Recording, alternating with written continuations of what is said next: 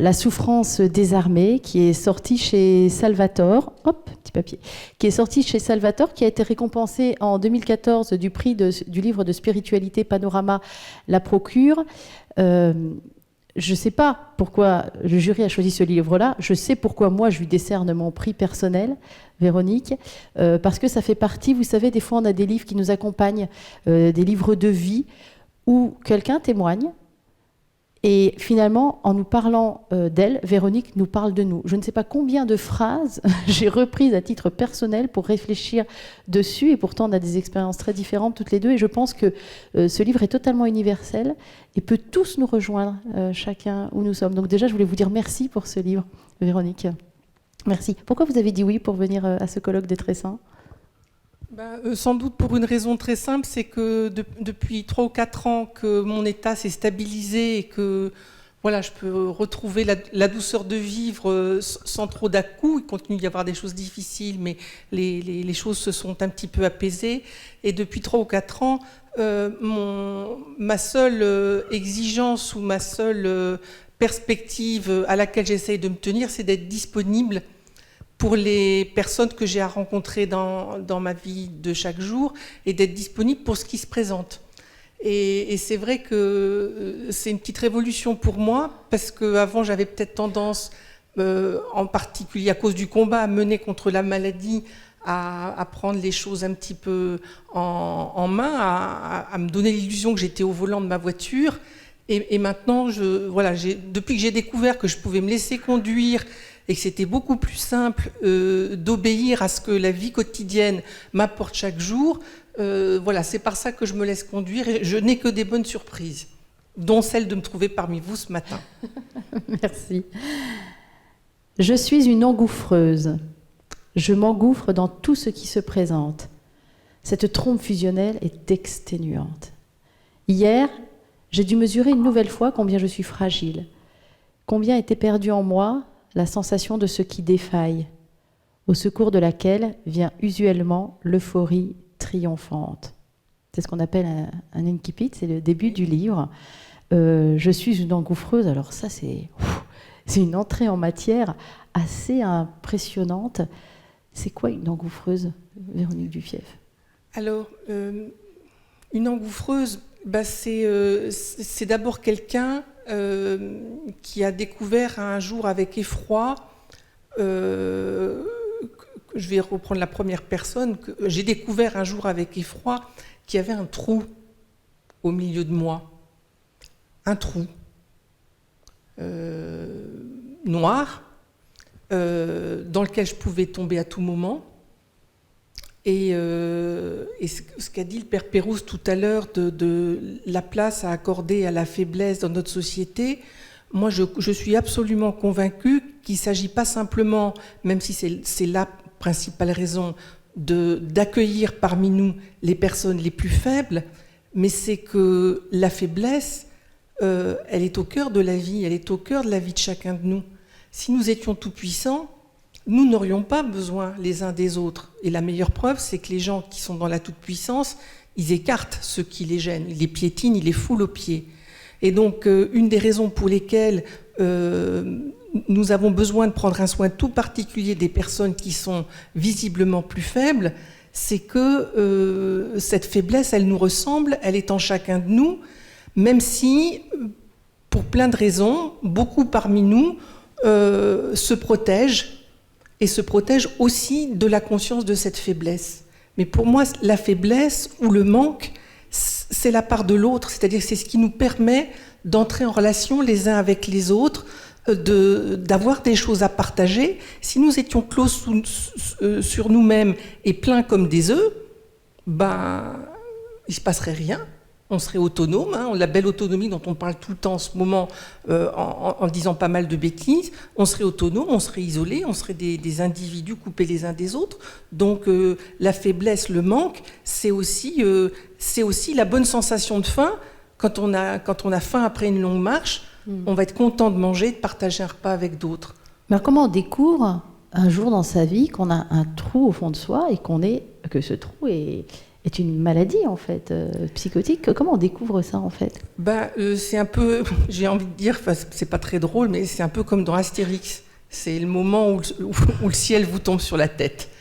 Et ça, bon, à la limite, la meilleure façon d'en parler, c'est peut-être d'en rigoler, parce que c'est tellement cataclysmique qu'on a l'impression tout à coup que tout s'effondre, et surtout qu'on s'effondre soi-même et qu'on ne peut absolument plus compter sur soi. Donc moi, j'étais pas bien déjà depuis la fin de l'adolescence. Et voilà, comme beaucoup de parents, je crois que c'est un des thèmes du dernier numéro d'Ombre et Lumière.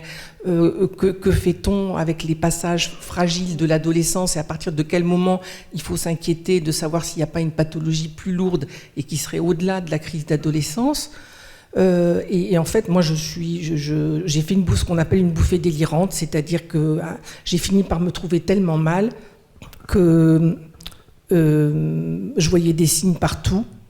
Et j'avais besoin j'errais tellement comme une âme en peine dans les rues de Paris que j'avais presque besoin que les panneaux m'indiquent presque à un niveau métaphysique par quelle rue je devais passer. Enfin, vous voyez, cette espèce de... Tout faisait signe. Tout faisait signe. Et ça, c'est atroce. Et ce qu'il faut peut-être en dire, parce que généralement, dans le langage familier, on parle du délire de manière positive, on va se faire un petit délire, alors qu'en fait, une bouffée délirante, c'est vraiment l'angoisse la plus aiguë qu'on puisse imaginer, parce que tout devient tellement insupportable qu'on n'a plus aucun refuge nulle part.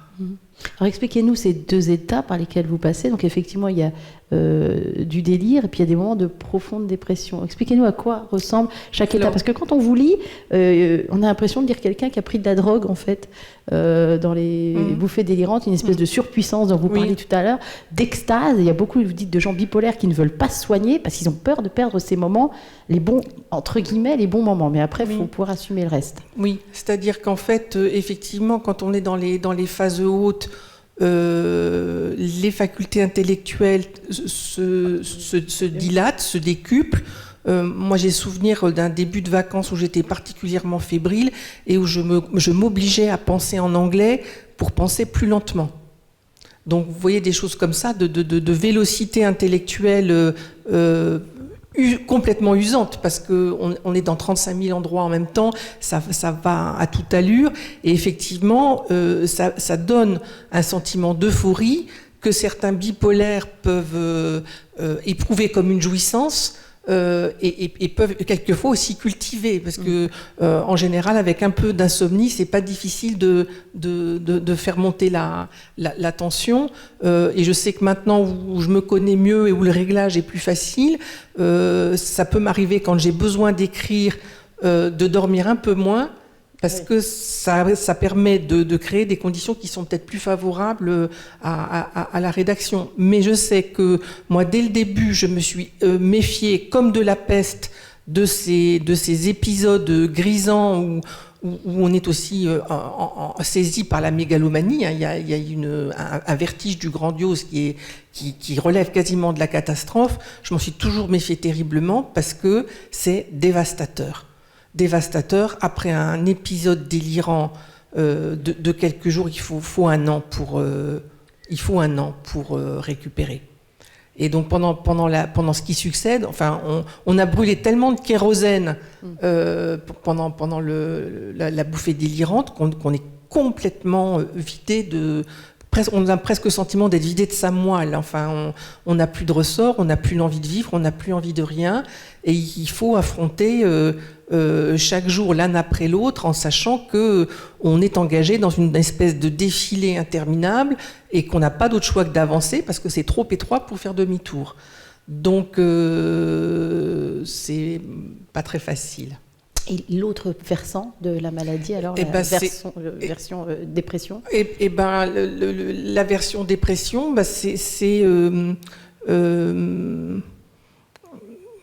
j'ai envie de dire que je pense que pour certains d'entre nous, c'est peut-être difficile d'imaginer une vie où on n'a plus aucun désir, où on n'a même pas le désir de manger, même pas le désir de sortir pour aller marcher, respirer un petit peu d'air frais.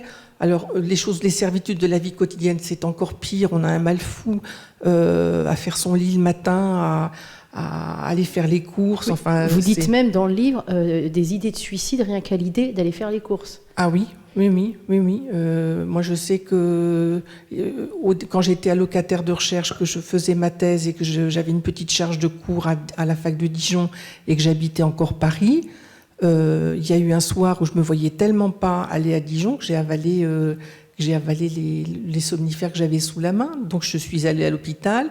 Je suis ressortie le lendemain matin après avoir signé une décharge, mais j'étais tellement dans l'extrême que le simple fait de téléphoner à la fac en disant je suis pas disponible pour venir faire course matin, qui aurait été la chose la plus simple à faire, et ben c'était hors de portée, c'était inimaginable parce que j'étais terrorisée et tétanisée par l'angoisse, par le mal-être et par oui, une espèce de débandade où effectivement c'est comme si on le voit dans certains films fantastiques, hein, comme si tout se dérobait et que effectivement j'étais presque happée de l'intérieur, comme s'il y avait quelque chose, comme s'il y avait un gros aimant au fond du trou qui m'appelait de manière catastrophique et que j'avais qu'une trouille, c'était tombé dedans. Oui, c'est le fameux trou noir dont vous parliez qui absorbe tout. Alors, comme vous avez énormément travaillé, vous avez fait une analyse de 10 ans notamment, vous avez pu mettre le doigt sur cette souffrance et vous rendre compte que cette souffrance vient d'un besoin éperdu d'être aimé. C'est ce qu'on appelle être malade d'amour. Comment remplir ce trou finalement? Parce que vous avez été élevé par des parents aimants, vous avez un homme dans votre vie qui vous accompagne et qui vous aime, vous avez 2 filles qui vous aiment aussi, donc on peut se dire mais cette femme-là ne manque pas d'amour finalement. En fait, j'en ai atrocement manqué par le passé. J'en ai atrocement manqué par le passé et ce qui pour moi est une vraie merveille, c'est de me rendre compte que en m'étant laissé conduire par la maladie depuis 20 ou 30 ans maintenant, en essayant de comprendre au fur et à mesure ce qui m'arrivait, en prenant très rapidement le réflexe de demander de l'aide, ce que je ne savais pas faire avant parce que voilà, je pensais que je pouvais tout faire à ma mesure. Et à force de demander mon chemin, de demander de l'aide, petit à petit, j'ai découvert ce que c'était que de rentrer en relation avec l'autre, ce que c'était que de faire les choses simplement, de frapper à une porte quand j'en ai besoin, de demander de l'aide quand j'y arrive pas toute seule. Et petit à petit, jour après jour, il y a des choses qui n'étaient pas possibles qui le sont devenues. Par exemple, je pense à un exemple tout simple. Il y a encore quelques années, j'étais incapable d'aller faire mes courses le samedi en ville parce qu'il y avait trop de monde et parce que j'étais un peu agoraphobe. Et maintenant, à la Toison d'Or que vous connaissez, parce qu'on est Dijonnaises, on est Dijonnaises, qu'on le dise quand même. Donc il y a une grande galerie commerçante au nord de Dijon.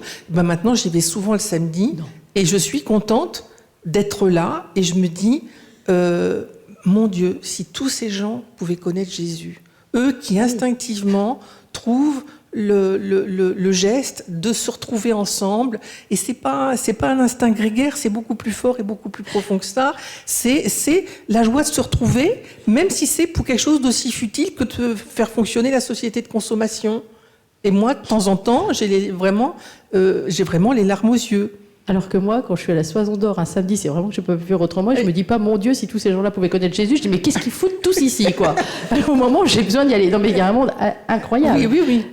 Non, il faudrait qu'on aille toutes les deux à la Toison d'Or. Vous allez changer ma manière de voir le samedi après-midi. Et je pense que pour répondre à votre question, ce qui a beaucoup changé, mais ça c'est aussi mon côté poète qui perçoit les choses un petit peu à ma manière, c'est que petit à petit, tout ce qui a pu jouer contre moi tant que j'étais malade, ce qu'on peut appeler les cercles vicieux, il y a eu un moment où j'ai commencé à percevoir que j'allais pas changer radicalement, que au fond j'étais comme les enfants qui ont reçu une boîte de cubes à Noël, et j'ai l'impression d'avoir passé ma vie à agencer mes cubes de toutes les manières possibles et imaginables jusqu'à ce que je trouve l'agencement qui ressemble à une maison que je puisse habiter et où je puisse être bien.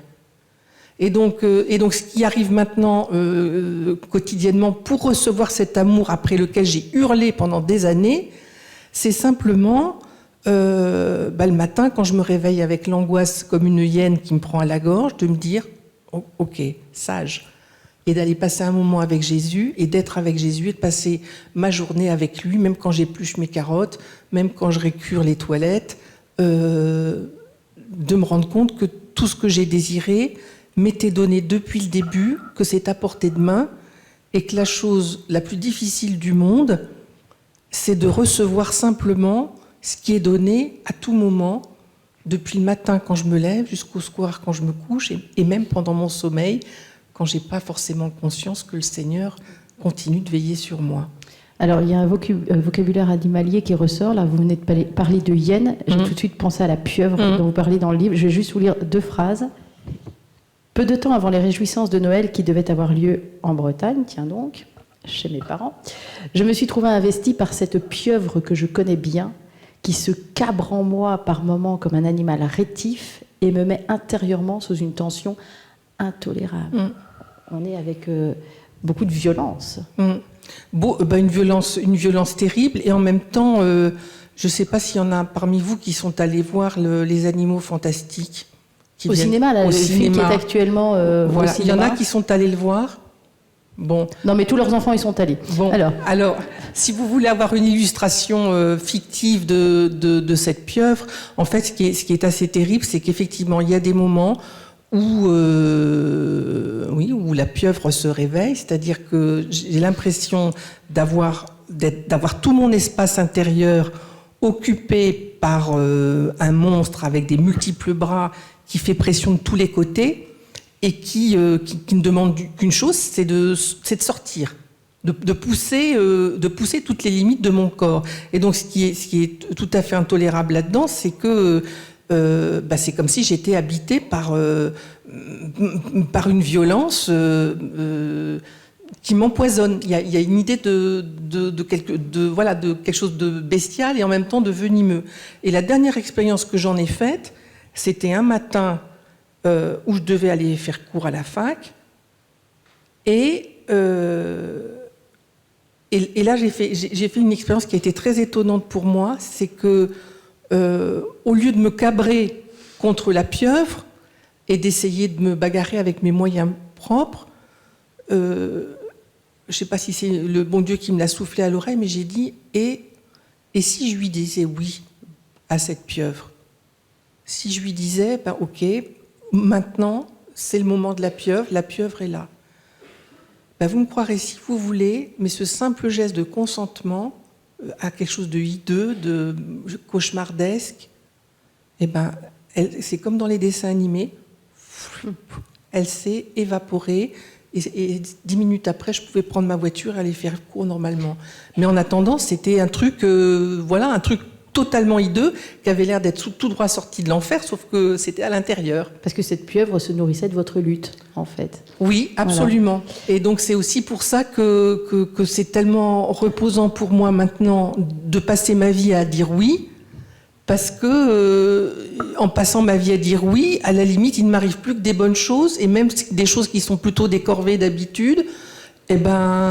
C'est pas comme si l'aspect corvée disparaissait par enchantement, hein. Je mène pas une vie miraculeuse où tout est magique, mais c'est comme si j'avais compris le geste intérieur qu'il faut faire pour que ce qui est difficile, ce qui est répugnant, ce que je fais en traînant la patte, puisse être fait gentiment ou joyeusement.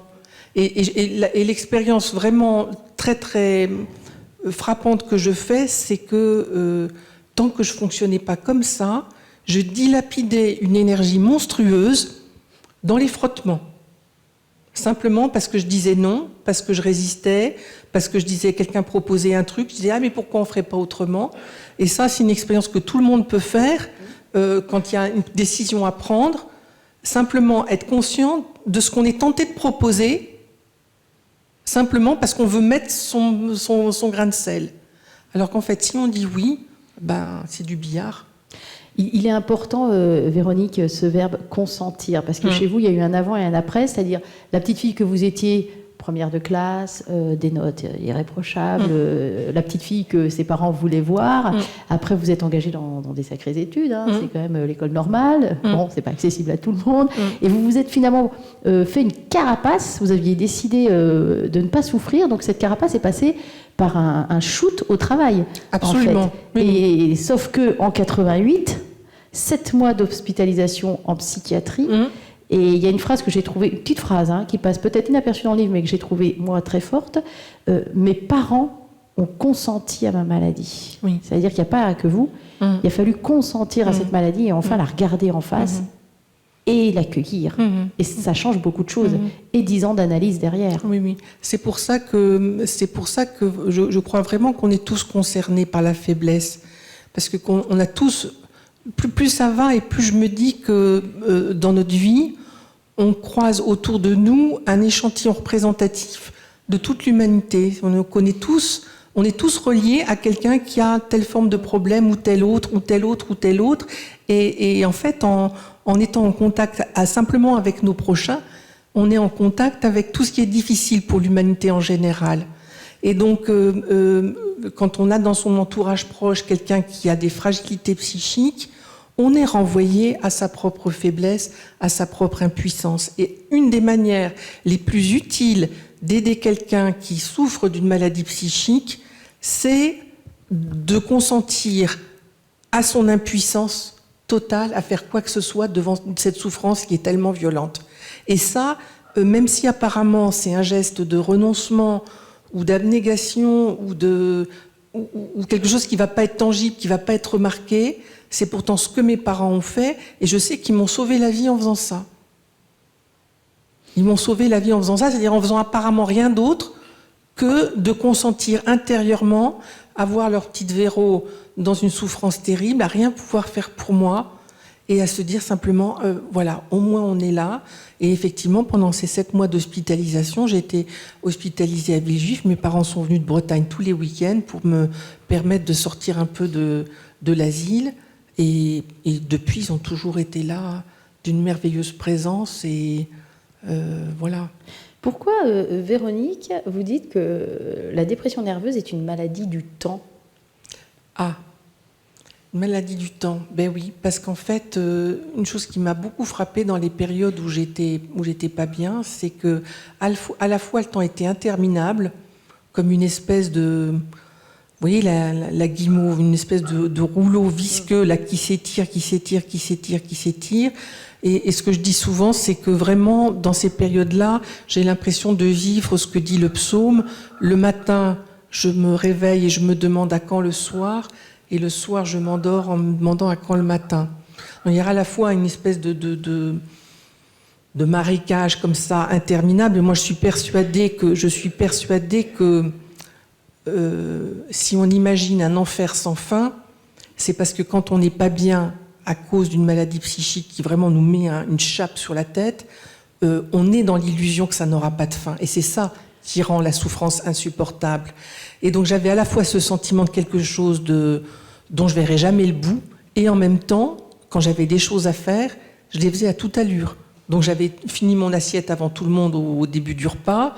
À l'époque, je fumais ma cigarette en 3 tafs avec ça de braise, la moitié de la cigarette de braise parce que je tirais dessus comme une sauvage.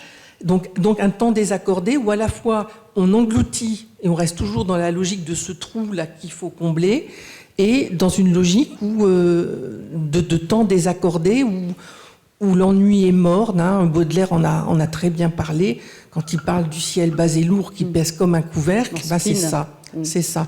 Et donc la joie que je trouve maintenant, c'est d'être là, ici, avec vous, nous tous. Excusez-moi, je suis un peu embêtée de vous tourner le dos, mais je pense à vous aussi. Et d'être là maintenant, et de ne rien avoir à faire de plus urgent que de respirer pour être vivant ici, et tout le reste, eh ben, ça se fait bien tout seul si moi j'accepte que la priorité, c'est les personnes avec lesquelles je me trouve maintenant. Tout est bloqué dans une éternité malfaisante. tout semble enlisé dans l'interminable, ce temps déréglé est une des formes de l'enfer. Ce qui me ramène directement à une phrase de la Bible que vous avez mis en exergue, c'est Job, évidemment. L'heure des ténèbres, l'épouvante, la détresse et l'angoisse l'envahissent. C'est sûr qu'on pense souffrance interminable, inexplicable. Ça renvoie évidemment tout de suite à la figure de Job. Oui. Qui vous a accompagné dans ce parcours. Oui, et la figure de Job, et puis le De Profundis aussi.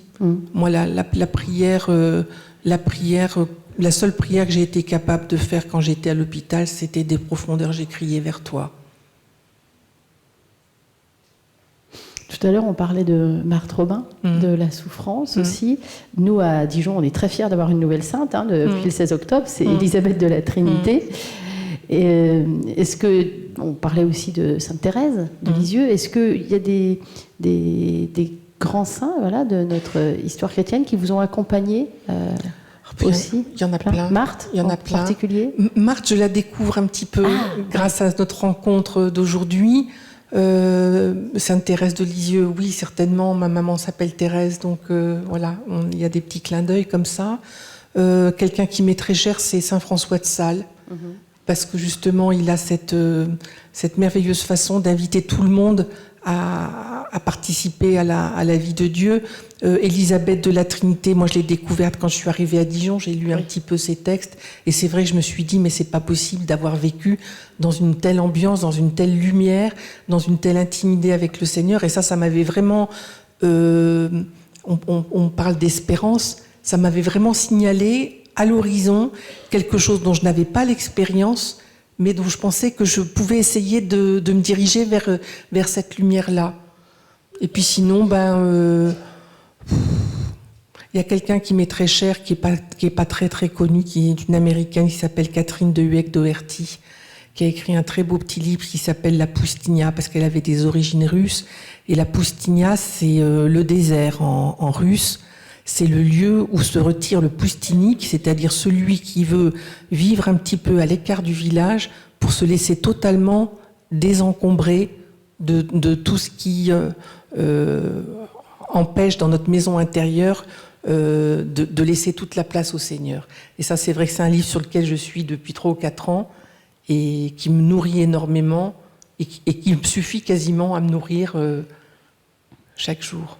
Alors, je le disais tout à l'heure en introduction, la souffrance des armées, Véronique, c'est aussi une quête spirituelle, puis on parlera d'écriture aussi, j'y tiens, mais c'est aussi une quête spirituelle, parce que quand on est malade d'amour comme ça, le seul à pouvoir combler cette maladie, remplir ce trou béant, ce trou noir, c'est Dieu, forcément.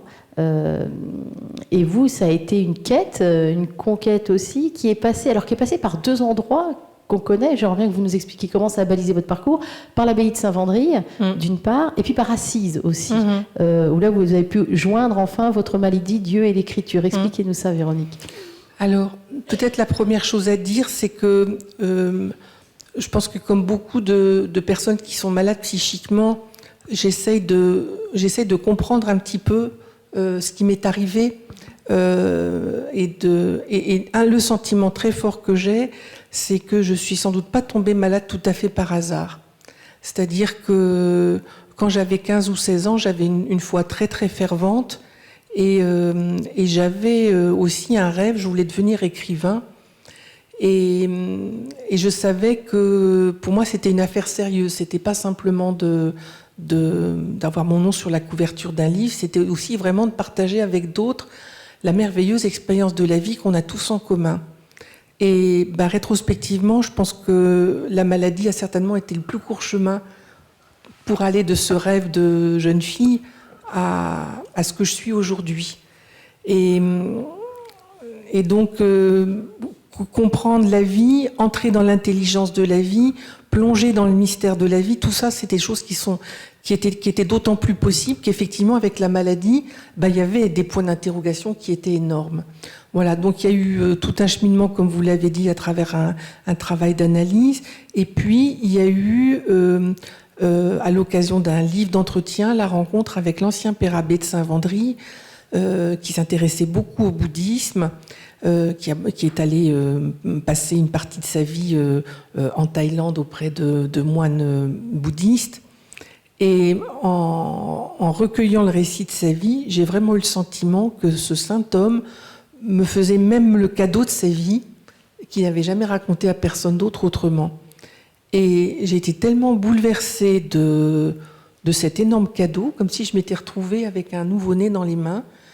Et je pense aussi que cet homme qui était pour moi lumineusement intelligent, mais comme le sont les personnes qui se sont laissées sanctifier dans l'exercice de l'intelligence, et j'ai vraiment eu l'impression de rencontrer pour la première fois de ma vie un saint en chair et en os. Et je me suis dit, c'est pas que je me suis dit quelque chose, c'est qu'à partir de ce moment-là, j'ai senti que la peur m'avait quittée.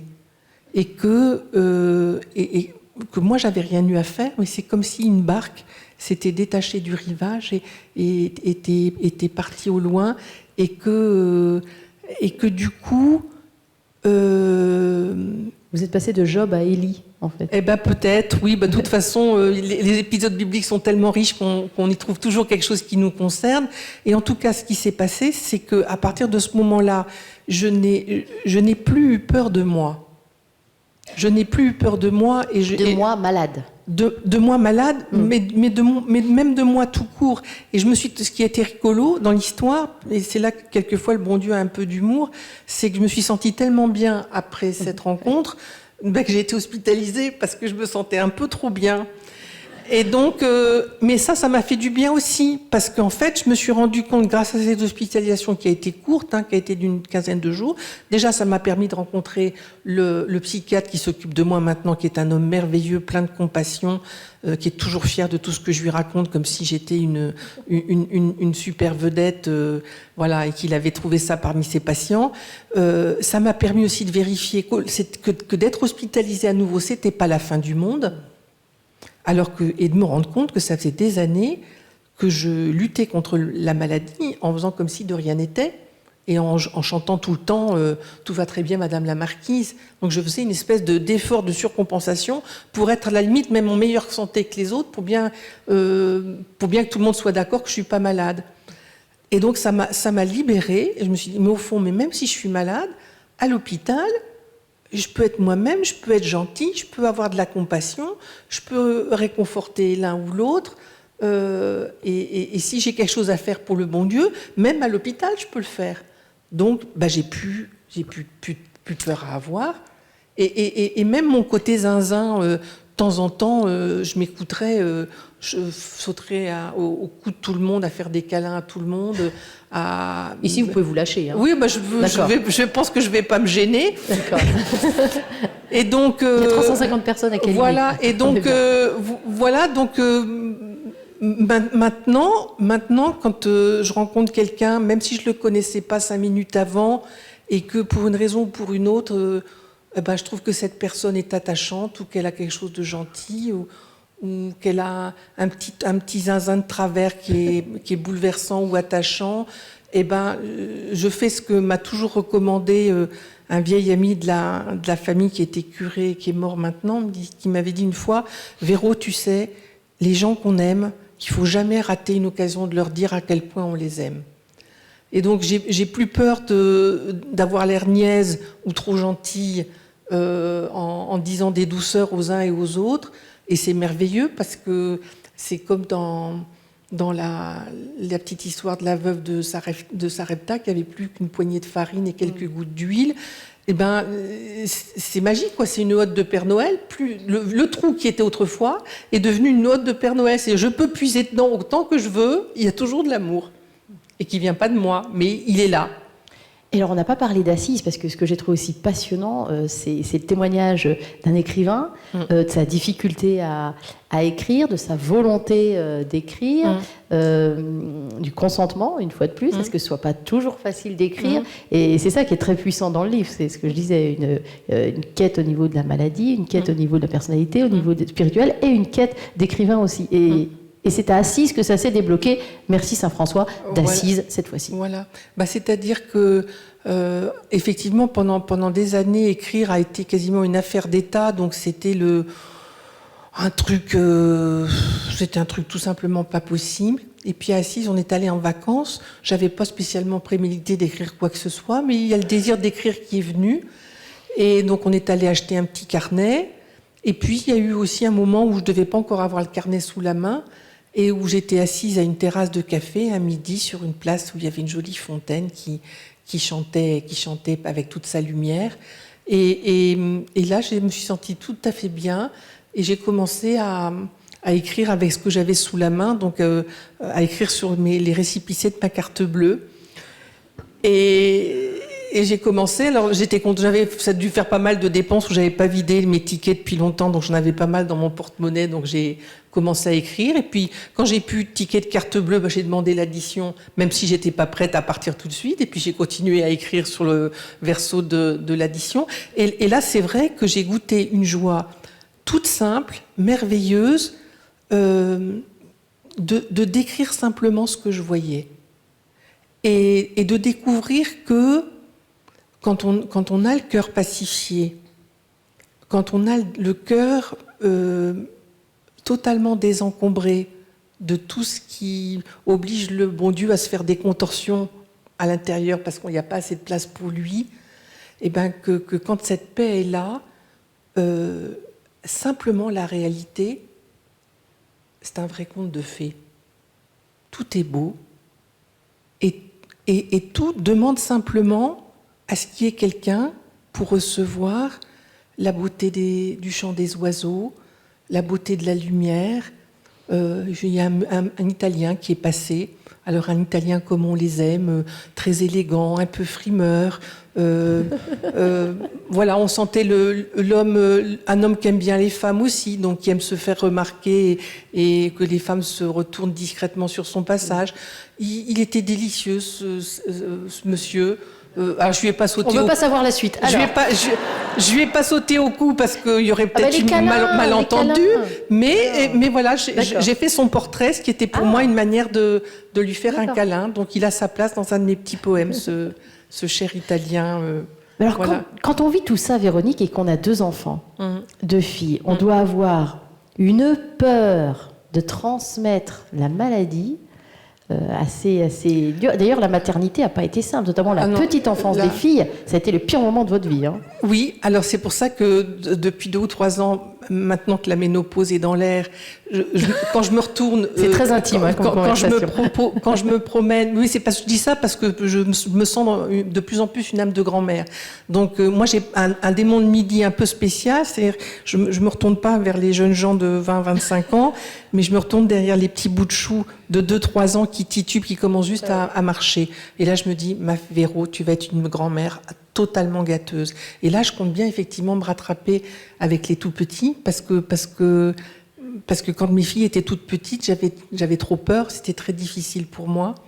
Voilà. Mais ce qui est bien, c'est que Claire et Laure, qui ont grandi avec une maman malade, ont grandi dans une joie très vive et qui a toujours été au rendez-vous tous les jours. C'est-à-dire qu'on regarde les photos de leur enfance, parce que quelquefois je me suis dit, mais qu'est-ce que j'ai infligé à mes filles d'avoir une maman malade, et sur toutes les photos, elles ont la gueule fendue comme ça aux oreilles, et à la maison, on rit beaucoup. Elles ont quel âge ? Elles ont 15 et 17. On rit beaucoup, on s'envoie beaucoup de trucs à la figure, il n'y a aucun ramassis. Donc quand on a un truc à dire, c'est lâché, c'est dit, et quelquefois c'est dit de manière un peu musclée et vigoureuse. J'ai un mari qui est colérique aussi, donc il y a de l'ambiance à la maison. Pierre, voilà, Pierre, voilà.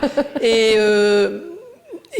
c'est vrai que du coup, elles ont une maturité, une ouverture de cœur qui, moi, m'épate. Elles me connaissent mieux que moi-même. Et quand je commence à être pas bien ou à être fatiguée, elles le savent avant moi.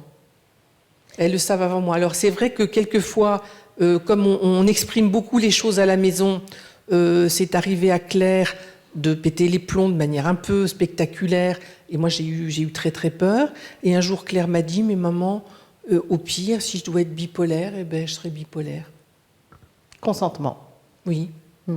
Oui. Et puis il y a autre chose aussi, c'est que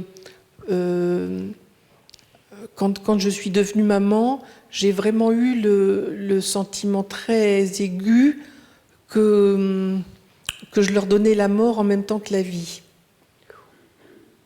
C'est-à-dire que, voilà, que c'était un trésor qui nous était confié, qu'il y avait une chose sur laquelle je n'avais aucun pouvoir, c'était la durée de leur vie. Et donc, quand elles étaient petites et que leur papa les emmenait à l'école, que je les voyais passer à la porte cochère, c'était pas morbide du tout de ma part, mais je me disais, ben voilà, je leur dis au revoir, tout à l'heure la porte va se refermer, je les reverrai plus.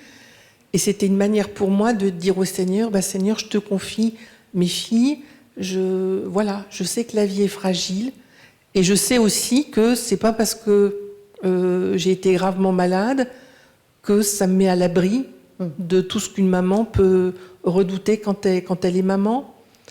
Voilà, donc, et ça, c'est vrai que cette conscience de l'énorme trésor qu'est une vie qui procède de nous, et en même temps de sa fragilité, c'est aussi ce qui nous a permis de faire confiance à nos filles très tôt, qu'elles puissent aller se promener dans Dijon toutes seules, et voilà. Vous savez, je ne sais pas si ça vous fait ça, mais moi, quand je rencontre quelqu'un, alors notamment dans mon métier de journaliste où je rencontre et j'interviewe beaucoup de gens, il y a toujours une petite musique qui m'arrive dans la tête et que je colle à la personne interviewée. Et alors vous, j'ai écouté des colloques qu'on peut trouver sur Internet, que vous avez fait, Véronique. J'ai lu La souffrance des armées et la petite musique, mais qui était tout le temps là, mais ça ne va pas vous étonner, vous allez vite comprendre, c'était Bach, Que ma joie demeure. Quelle fut ma joie à la fin du livre de trouver un chapitre qui s'appelle Que ma joie demeure. Pas très surprise quand même. Et je ne sais pas si pour vous ça compte, mais Que ma joie demeure, cette superbe musique, cette superbe phrase, a accompagné toute ma découverte de votre histoire. Ah ben ça me fait très plaisir parce que j'ai une passion pour Bach. Je trouve que Bach... Je viens de gagner mon câlin, là. Oui, absolument. Bach est pour moi le musicien qui a eu l'intuition la plus large et la plus profonde de l'éternité. C'est-à-dire que quand j'écoute Bach, j'ai l'impression d'être au paradis. Et j'ai la même impression qu'en voyant couler les fontaines à Rome,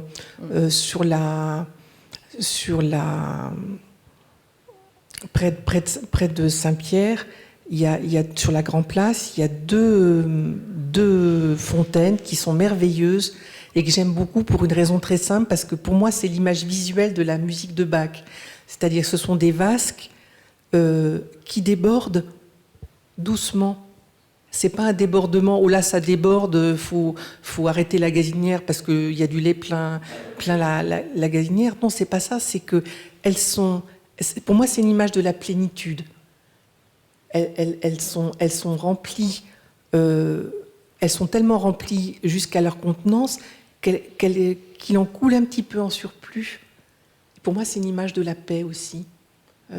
Voilà, que le trop-plein, ça puisse ne pas être de la violence, ça puisse ne pas être quelque chose qui dégénère en zinzin envahissant pour tout le monde, mais que ce soit simplement, ce qui est dit aussi à un moment dans les évangiles, une pleine mesure, une mesure débordante, dans ce sens-là, c'est-à-dire une mesure paisiblement débordante. Je vais vous poser, Véronique, la même question qu'au Père Pérouse tout à l'heure. Il nous reste 3 minutes pour y répondre, mais moi, j'aime énormément le thème de ce colloque. Oser l'espérance aujourd'hui. Et peut-être que chaque mot résonne différemment pour nous. Je vous avoue que moi, le mot sur lequel je saute tout de suite, c'est aujourd'hui. Et quel mot vous interpelle particulièrement ? Oser. Oser. Pourquoi ? Quelquefois, quand je mets l'un à côté de l'autre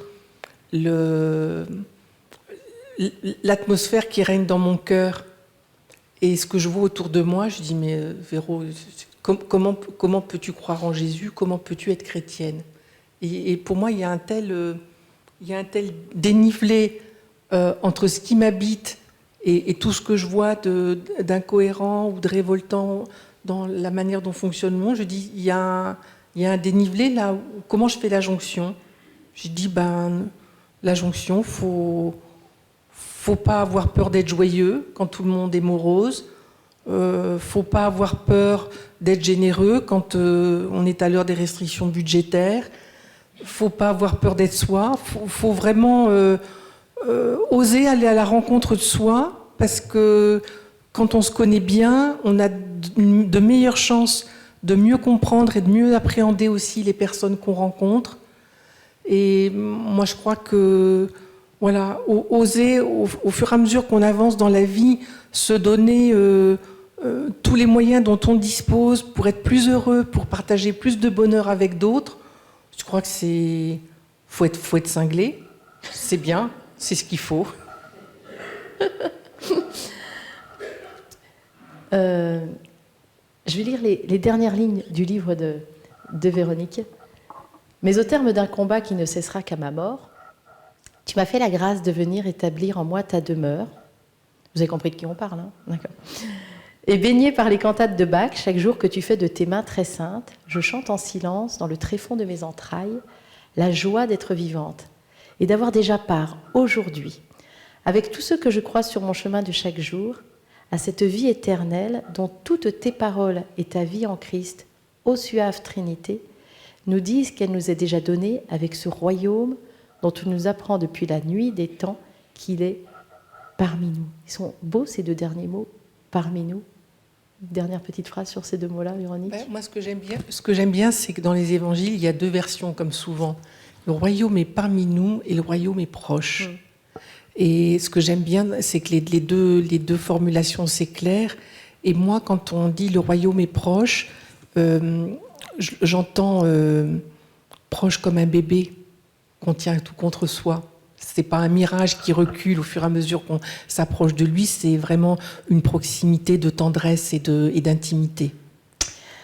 Écoutez Véronique Dufief, lisez Véronique Dufief. Pour ceux qui sont là, faites des câlins à Véronique Dufief. Je voudrais vraiment qu'on vous applaudisse très fort et je vous remercie infiniment pour ce témoignage. Merci beaucoup. Véronique Dufief, merci.